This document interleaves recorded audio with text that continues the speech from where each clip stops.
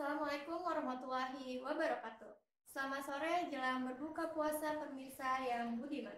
Bagaimana kabarnya? Tentunya sehat walafiat. Jumpa lagi dalam program Orkestra Obrolan Keberkahan dan Spirit Ramadan. Berkah setiap hari, nyaman di hati. Bersama saya Najwa Ramadhani Lukiansyah di BMB News Channel, edukatif dan inspiratif.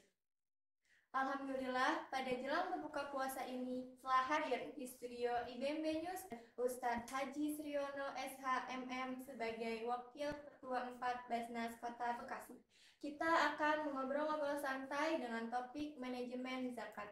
Assalamualaikum Ustadz, bagaimana kabar sore ini? Waalaikumsalam warahmatullahi wabarakatuh. Alhamdulillah sehat walafiat saja.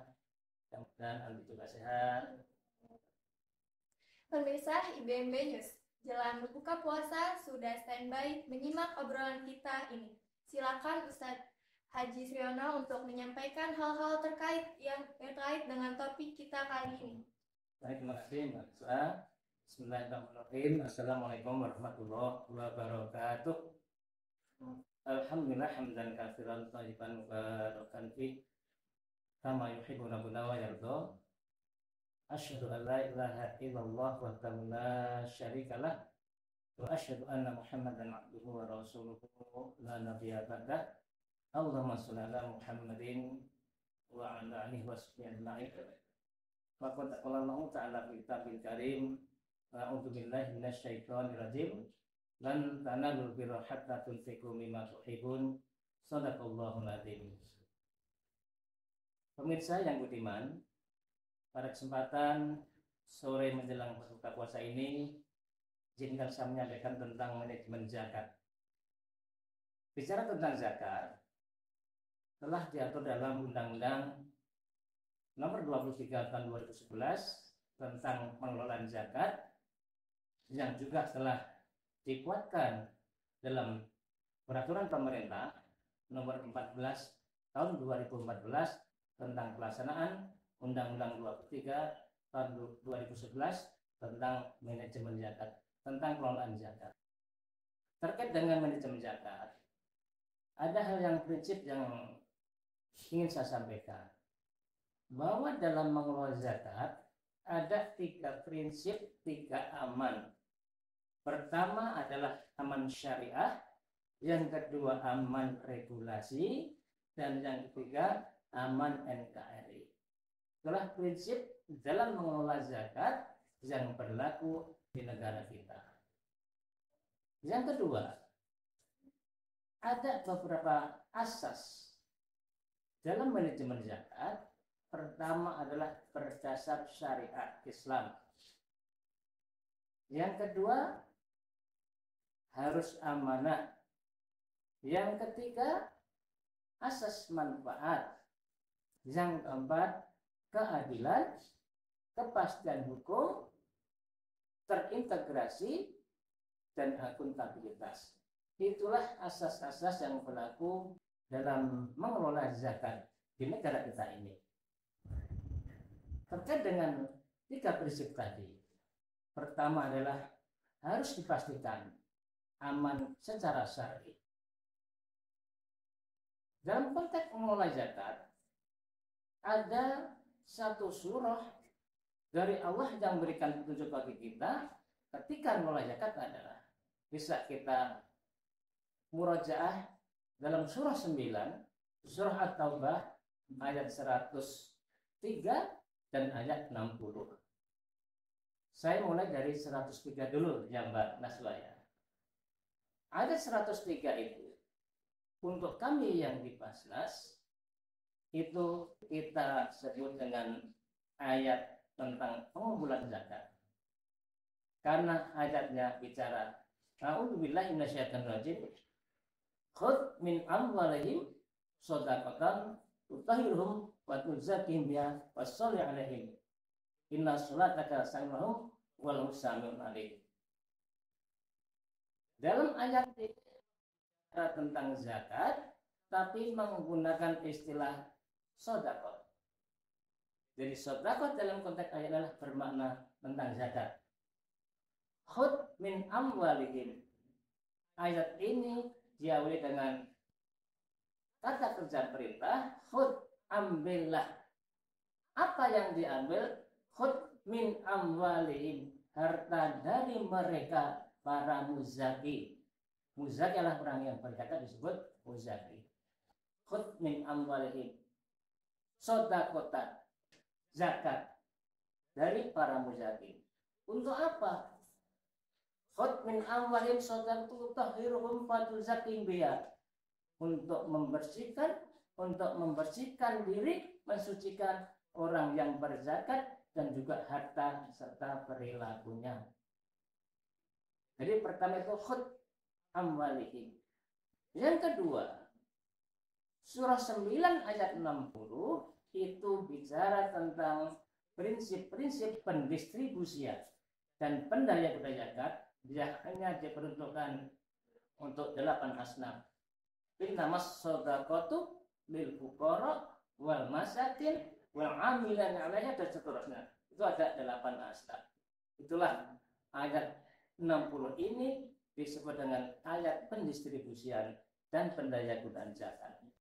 Itu sangat penting, harus kita baik. Makanya siapapun yang mengelola zakat, lembaga yang mengelola zakat, wajib memahami dengan baik dua ayat ini dari pengumpulan sampai dengan pendistribusian dan pendayagunaan. Karena apa? Dana zakat hanya dapat atau boleh didistribusikan untuk 8 asnaf ini, Mbak Asla. Ya, nggak boleh yang lain-lain. Itu. Pertama, prinsip berdasarkan syariat Islam. Yang kedua, ketika kita mengelola zakat harus bersikap amanah, harus jujur, tidak boleh dana zakat kita salah gunakan.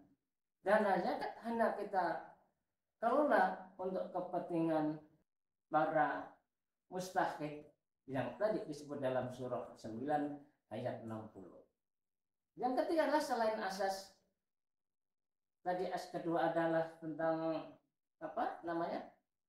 Setelah pertama syariat Islam, yang kedua adalah amanah, yang ketiga manfaat. Artinya apa? Setelah kita mengumpulkan zakat, tugas kita adalah memastikan bahwa zakat yang kita himpun adalah untuk kemanfaatan para mustahik. Mustahik yang tadi tertera dalam surah 9 ayat 6 tadi. Itulah asas kemanfaatan dan juga keadilan. Artinya apa? Ketika kita mendistribusikan dana zakat harus berpegang pada prinsip-prinsip keadilan berdasarkan prioritas, pemerataan, termasuk aspek kewilayahan harus menjadi perhatian. Jangan sampai kita distribusikan di tempat-tempat tertentu yang lain tidak kita perhatikan. Harus merata, harus berkeadilan, harus berbasis kewilayahan agar merata. Jadi manfaat untuk mustahik yang begitu besar, manfaatnya untuk para mustahik. Inilah esensi dari pendistribusian dan pendayakan tentang zakat. Yang terakhir yang ingin saya adalah harus akuntabel. Bahwa ketika kita mengelola zakat harus dipastikan bahwa dana zakat yang kita harus berbasis pada akuntabilitas. Artinya apa? Harus transparan, transparansi, didukung dengan sistem. Dan selain itu perlu diketahui para pemirsa bahwa dalam rangka menciptakan akuntabilitas, selain kita menyiapkan hal-hal mendukung supaya betul-betul transparan, akuntabel, tidak bocor sana bocor sini, kita juga wajib melaporkan dana yang kita kelola secara periodik kepada pemerintah dan juga kepada Basnas serta stakeholder lainnya. Selain itu juga bahwa pengelola zakat atau Basnas atau LAS itu juga wajib diaudit oleh akuntan publik dan juga audit syariah. Adalah bentuk menciptakan akuntabilitas pengelolaan zakat. Begitu kira-kira Mbak Najwa. Saya mau bertanya nih Pak, bagaimana dan kemana sih masyarakat tuh untuk menunaikan zakat? Baik, Mbak Najwa. Kalau kita bicara secara formal, kemana masyarakat, kenapa kita, kemana orang Islam, kemana kaum muslim menyalurkan zakatnya, menaikkan zakatnya. Mari kita salurkan niat kita menunaikan kewajiban kita berupa zakat hanya kepada lembaga-lembaga resmi yang telah ditetapkan dalam Undang-Undang 23 tahun 2011. Kemana itu? Pertama, silakan menunaikan zakatnya melalui badan ambil zakat yang ada di seluruh Indonesia. Kita boleh memilih yang kira-kira dekat dengan tempat tinggal kita di mana. Karena apa? Karena Basnas itu ada dari pusat, dari RI, Basnas provinsi, dan juga Basnas kabupaten kota. Selain itu, Basnas juga dalam rangka memaksimalkan pengumpulan zakatnya juga telah membentuk unit pengumpul zakat bahkan sampai ke masjid-masjid. Jadi inilah dalam rangka memudahkan masyarakat, dalam rangka memberikan pencerahan dan literasi zakat pada masyarakat hingga sampai ke masjid-masjid. Artinya, ketika masyarakat membayar zakat, tentu tidak perlu mencari yang jauh-jauh. Bisa ke masjid yang sudah menjadi UPZ Basnas Kota Bekasi. Kalau itu belum ada, silahkan kelas terdekat dari kita. Tidak harus ke Basnas. Bisa ke Lazismu, Las punya Muhammadiyah. Kalau itu mungkin jauh, bisa langsung ke Basnas terdekat dari tempat tinggal kita. Demikian, Mbak Najwa. Pemirsa yang budiman, sungguh banyak hikmah dan pesan yang disampaikan narasumber kita kali ini. Ada intisari yang dapat kita petik di antara lain.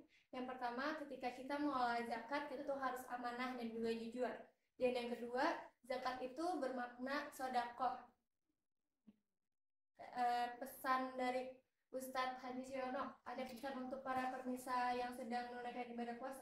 Baik, terima kasih Mbak Najwa. Pada para pemirsa yang budiman, sebelum kami mengakhiri acara ini, pesan kami adalah mari kita manfaatkan bulan Ramadan ini dengan sebaik mungkin, kita puasa dengan sesempurna mungkin, dan kita juga tunaikan salah satu kewajiban kita yang lain adalah membayar zakat, baik itu zakat mal maupun zakat fitrah.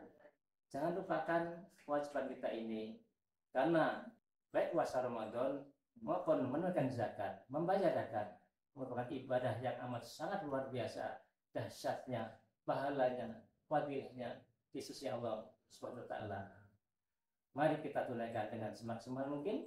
Mari kita isi Ramadan ini dengan semaksimal mungkin sehingga kita mampu menunaikan ibadah-ibadah yang betul-betul berkualitas terbaik di bulan Ramadan ini. Demikian, terima kasih. Demikian pemirsa, terima kasih atas kebersamaan ini. Semoga dalam menunaikan ibadah puasa Allah Subhanahu wa taala memberkahi. Saya Najwa Ramadhani Lukensyah bersama tim yang bertugas pamit undur diri. Saksikan terus program orkestra obrolan orkestra IBB News, edukatif dan inspiratif. Jiwa muda semangat berkarya. Selamat berbuka puasa bersama keluarga tercinta. Sampai jumpa. Wassalamualaikum warahmatullahi wabarakatuh.